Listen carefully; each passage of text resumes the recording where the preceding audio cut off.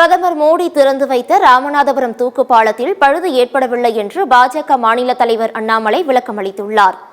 சென்னை விமான நிலையத்தில் செய்தியாளர்களிடம் சந்தித்த அவர் இவ்வாறு கூறினார். மேலும் தூக்கு பாலம் அமைக்கப்பட்ட விதம் முறித்து விளக்கம் அளித்தார்.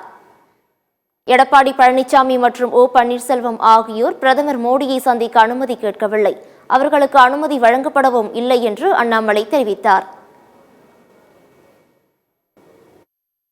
மதுரையில் ஒரு கேள்வி கேட்டாங்க, அந்த பாலம் பழுதடைஞ்சிருச்சாங்க.